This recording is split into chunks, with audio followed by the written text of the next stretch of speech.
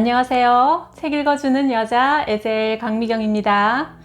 이슬람 국가인 방글라데시에서 16년 동안 10,000명이 넘는 사람들을 예수 그리스도께로 인도한 박철록 선교사님의 전도행전 사명의 현장으로 들어가 봅니다.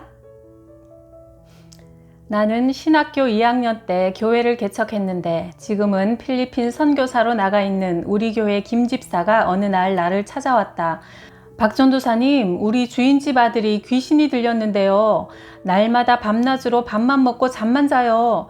그래서 그 청년 엄마가 하도 애 같아서 어젯밤 점쟁이를 데려다가 아들을 앉혀놓고 큰 굿을 했습니다.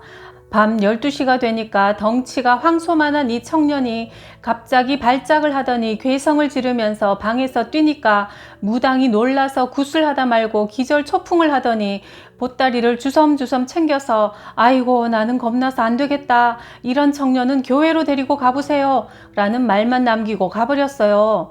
그러니까 주인 아줌마가 저더러 교회 다니니까 자기 아들을 좀 데리고 가서 기도를 해달라고 하네요. 그래서 내가 그 집에 가서 보니 아주 가난한 집인데 아버지는 돌아가셨고 어머니와 둘이 살고 있었다. 그날은 시집간 누나도 와 있었고 귀신 들린 청년은 자고 있었다. 내가 방에서 무릎을 꿇고 기도를 하는데 주님께서 이 청년을 오늘 고치신다는 응답이 왔다.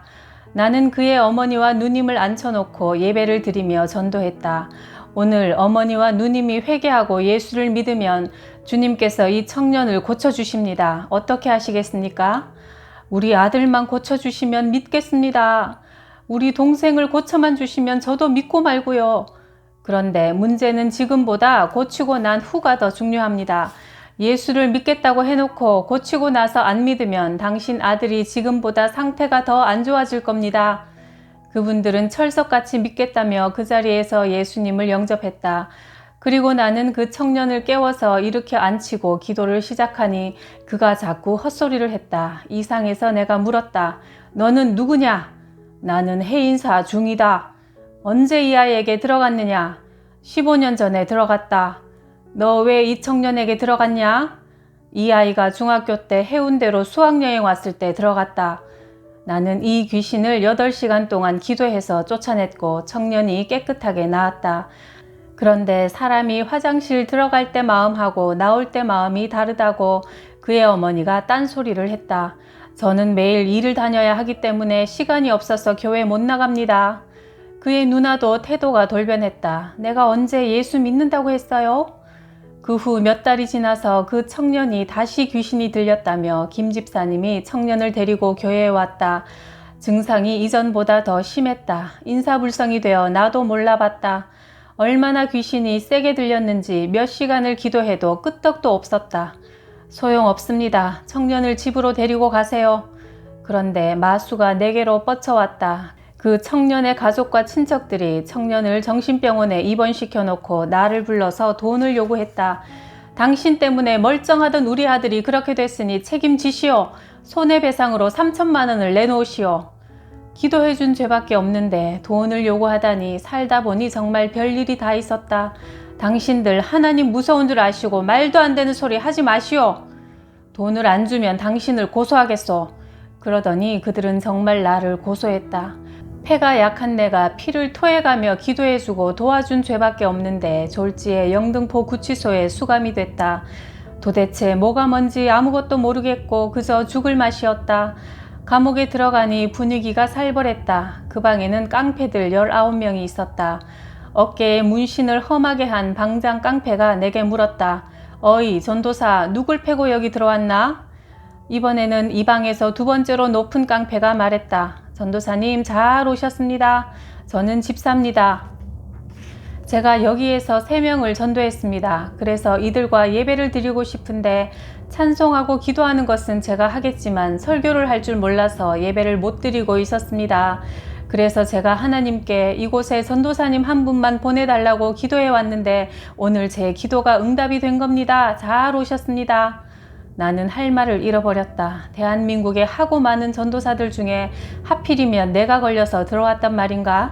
이 무슨 운명의 장난인가? 기가 막혔다. 전도사님 예배 인도 좀 해주세요. 얼떨결에 내가 예배를 드리려고 하니 방장이 큰 소리로 말했다. 어이 전도사, 예배 드리는 건 허락하겠는데 설교가 시원찮았다간 알아서 해. 나는 마음속으로 간절히 기도했다. 주님, 어떤 말씀을 전할까요? 설교가 시원찮으면 저는 오늘 이 흉악한 깡패들에게 두들겨 맞아서 오징어가 됩니다.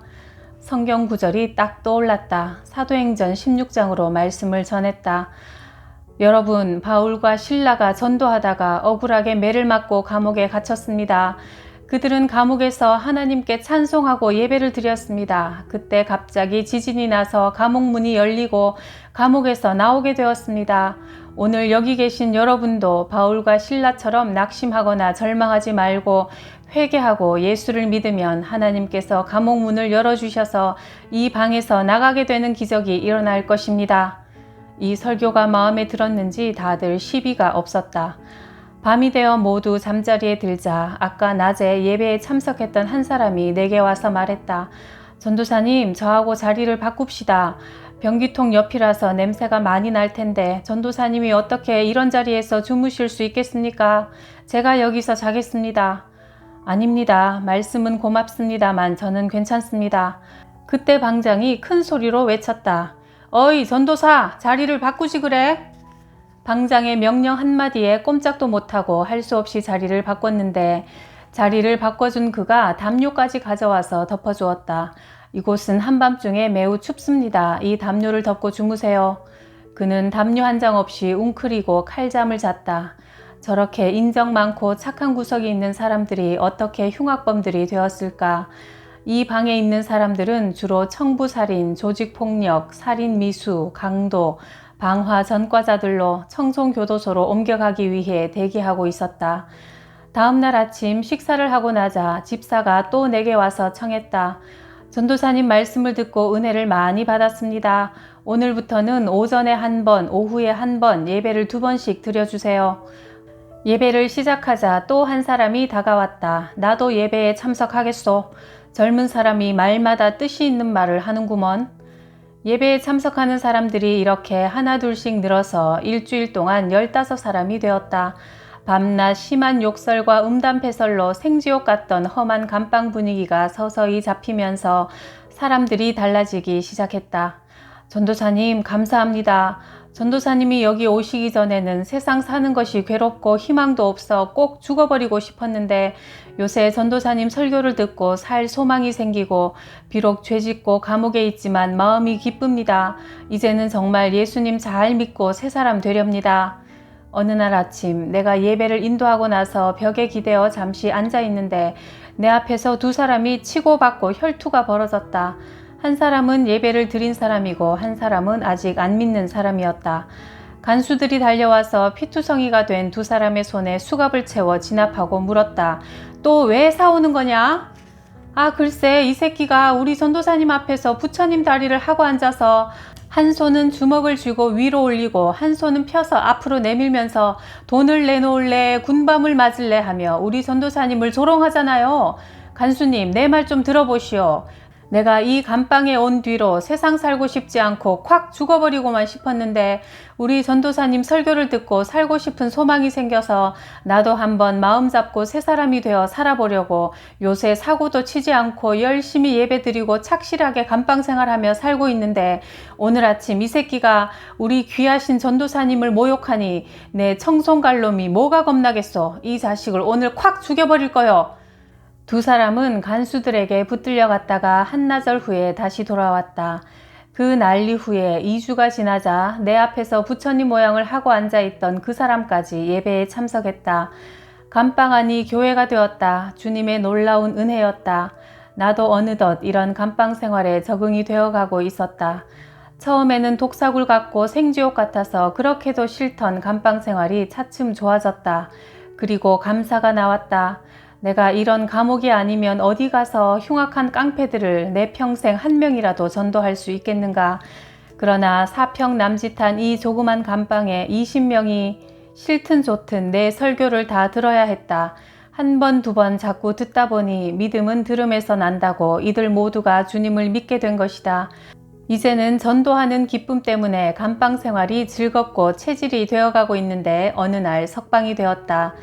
나를 고소한 집에 귀신 들린 아들이 나 때문에 정신병자가 된 것이 아니라 본래부터 문제가 있었다는 것을 우리 교인들이 동네 사람들에게 서명을 받아 경찰서에 제출했기 때문이다. 나는 무죄로 20일 만에 석방되었다.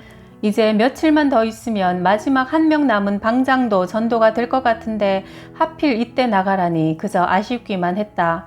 잘 됐습니다. 어서 나가세요. 방한 사람들은 모두 자신의 일처럼 기뻐하며 말했다. 비록 짧은 시간이었지만 벌써 우리는 친구가 되었고 정이 들고 의리가 생겼다. 이 세계는 곧 죽어도 정과 의리의 세계가 아닌가. 전도사님, 나가셔서 부디 좋은 일 많이 하세요. 모두들 눈물을 글썽이며 작별을 아쉬워했다. 그런데 내가 출소한 지 일주일이 지난 주일 아침, 깜빵에서 같이 있었던 두 사람이 교회로 나를 찾아왔다. 나는 너무나 반가웠다. 아니, 도대체 어떻게 된 일이요? 우리도 석방이 되어 출소했습니다. 저희는 청송교도소로 갈 수밖에 없었던 사람들인데 기적이 일어났습니다. 판사 언도가 있기 전날 밤 제가 꿈을 꾸었는데 박 전도사님이 우리 감방문을 열고 들어오셔서 제 손을 잡고 데리고 밖으로 나가셨습니다.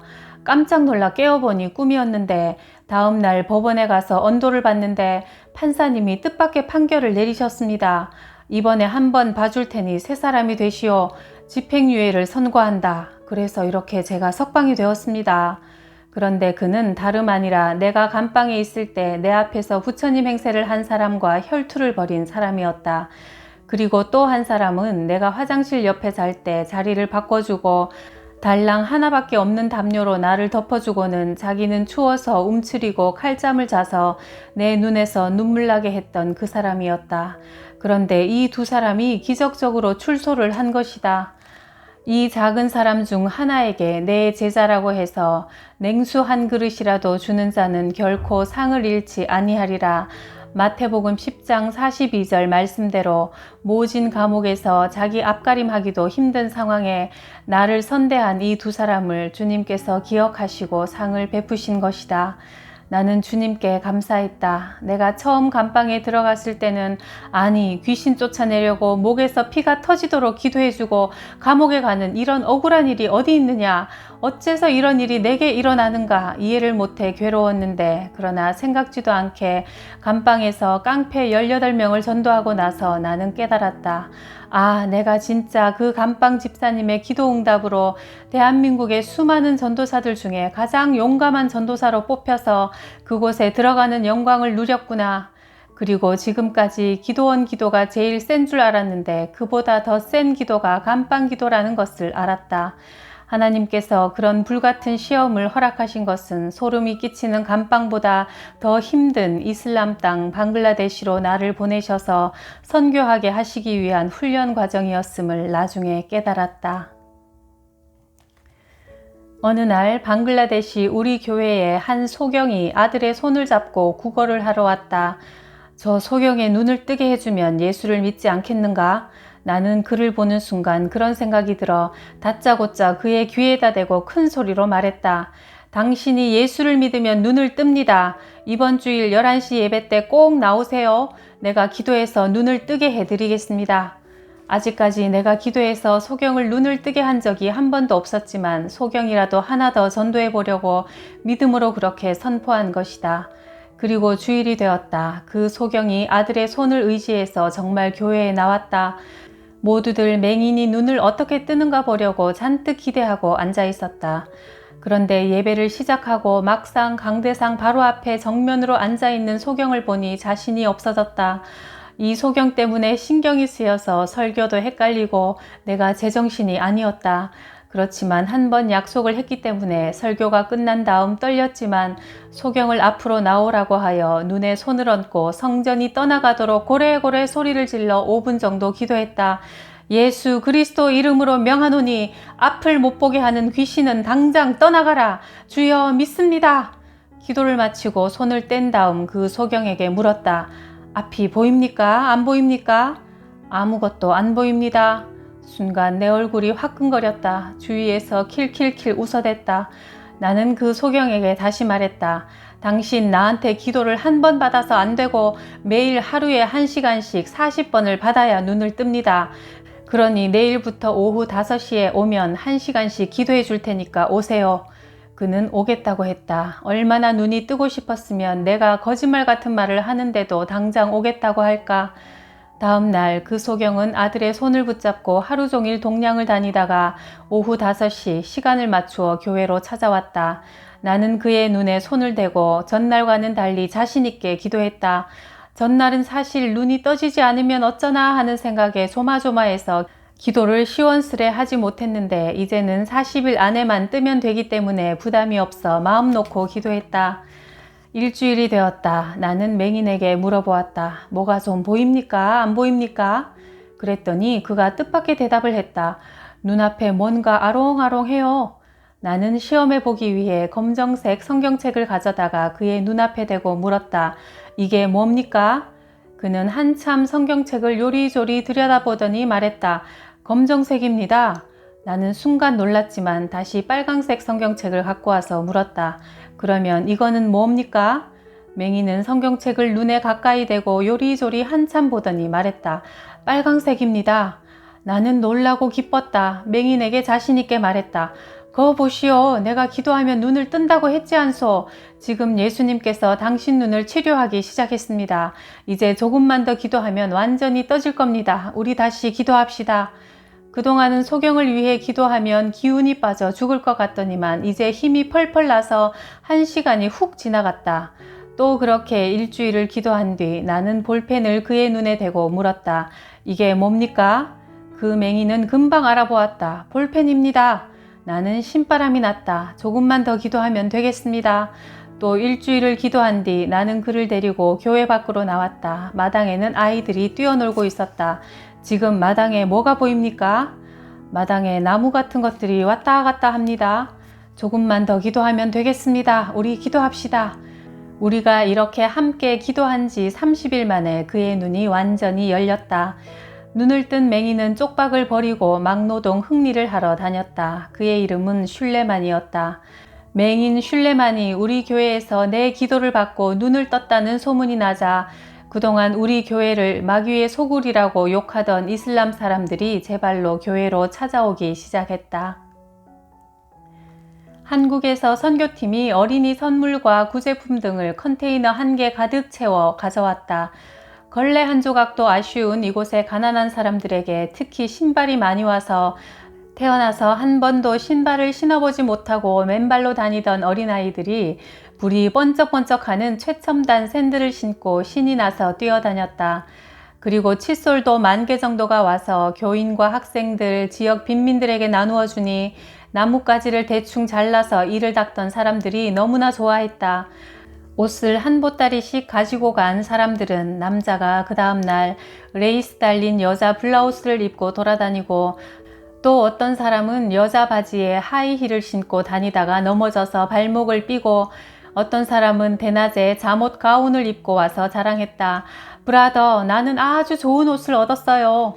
이곳에는 옷이라고 해봐야 기껏 남자는 윗도리는 안 입고 아랫도리는 팬티도 없이 룽기라는 월남치마 같은 것 하나만 걸치고 살고 여자들은 직사각형의 긴 천을 머리부터 발끝까지 둘둘 감으면 희한하게 옷이 되는 샤리를 입고 살아가니 팬티나 브래지어를 모른다.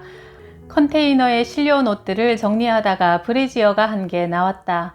방글라데시 남자 선생이 집어들었는데 옷도 아닌 것이 이상하게 생겼으니 요리조리 보고 이것은 무엇에 쓰는 물건인가 하더니 양 팔굽에 가져다 대보았다.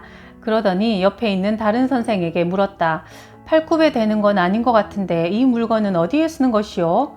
그러자 옆 선생이 한참을 생각하더니 무릎에 대본다. 축구할 때 무릎에 대는 건가? 브래지어를 무릎에 대니 흘러내린다. 아닌 것 같은데 대체 뭐지? 이번엔 옆에 있는 여자 선생 마닉에게 물었다. 여 선생이 요리조리 살펴보더니 말했다. 글쎄요, 나도 처음 보는 거라 잘 모르겠네요. 그러더니 결국 나에게 물었다. 브라더, 이건 뭡니까? 그것은 여자들이 가슴에 이렇게 차는 거요. 하고 신용을 해보이니 예? 뭐라고요?